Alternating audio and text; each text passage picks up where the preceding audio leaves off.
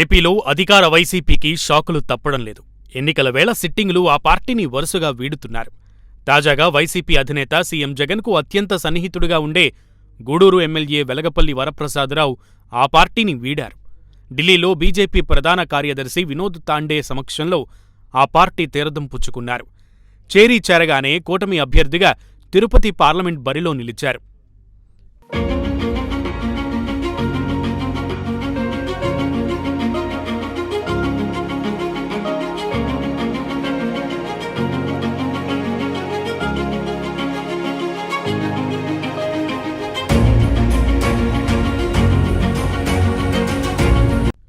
పంతొమ్మిది 1953లో వెలగపల్లి వరప్రసాదరావు జన్మించారు. మచిలీపట్నంలోని నోబుల్ కాలేజీలో బీఎస్సీ చదివారు. ఆంధ్రా యూనివర్సిటీ నుంచి పోస్ట్ గ్రాడ్యుయేట్ పూర్తి చేశారు. అనంతరం పాండిచ్చేరి ప్రభుత్వ జనరల్ ఆసుపత్రిలో బయోకెమిస్ట్గా విధులు ప్రారంభించారు. తర్వాత నేషనల్ ఇన్సూరెన్స్ కంపెనీకి బ్రాంచ్ మేనేజర్గా చేశారు. ఆ తర్వాత రిజర్వ్ బ్యాంక్ ఆఫ్ ఇండియాలో అసిస్టెంట్ కరెన్సీ ఆఫీసర్గా సేవలందించారు. సుమారు 24 ఏళ్ల సర్వీసులో ఆయన అత్యున్నత పదవులను అధిరోహించారు. సబ్ కలెక్టర్గా, తమిళనాడు స్టేట్ ప్రోటోకాల్ ఆఫీసర్గా, వివిధ డిపార్ట్మెంట్లకు కమిషనర్గా చేశారు. చివరిగా వరప్రసాద్ తమిళనాడు ప్రిన్సిపల్ సెక్రటరీగానూ బాధ్యతలు నిర్వహించారు. ఆయన భార్య రత్నప్రభ కూడా కర్ణాటక రిటైర్డ్ చీఫ్ సెక్రటరీయే.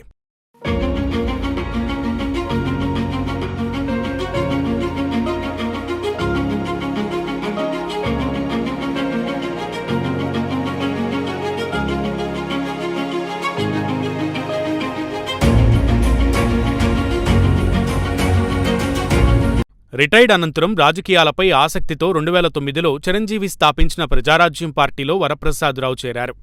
ఆ ఎన్నికల్లో తిరుపతి నుంచి ఎంపీగా పోటీ చేసి ఓడిపోయారు.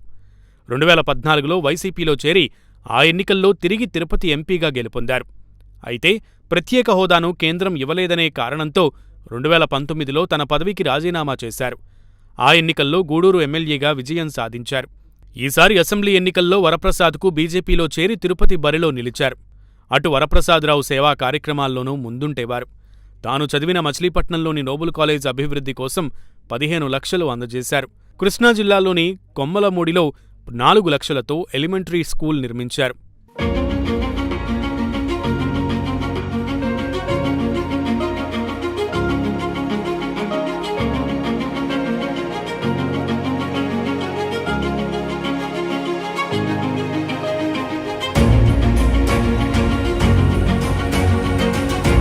ఇక మొన్నటి వరకు వైసీపీలో ఉన్న వరప్రసాదరావు ప్రస్తుతం తిరుపతి బరిలో ఉన్న వైసీపీ అభ్యర్థి గురుమూర్తితో తలపడనున్నారు. అయితే 2019 ఎన్నికల్లో గూడూరులో వైసీపీ నుంచి వరప్రసాదరావు, టీడీపీ నుంచి పాసం సునీల్ కుమార్ పోటీ చేశారు.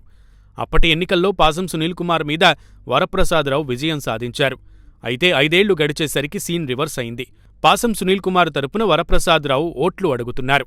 అలాగే వరప్రసాదరావుకు ఓట్లేయాలని పాసం సునీల్ కుమార్ ఓట్లడిగే పరిస్థితి. 5 ఏళ్ల కిందట ప్రత్యర్థులుగా తలపడిన వీళ్లు ఇప్పుడు ఒకే కూటమి కింద ఒకరికొకరు ప్రచారం చేసుకుంటున్నారు. అందుకే అంటారు, రాజకీయాల్లో 1+1 ఎప్పటికీ 2 కాదని.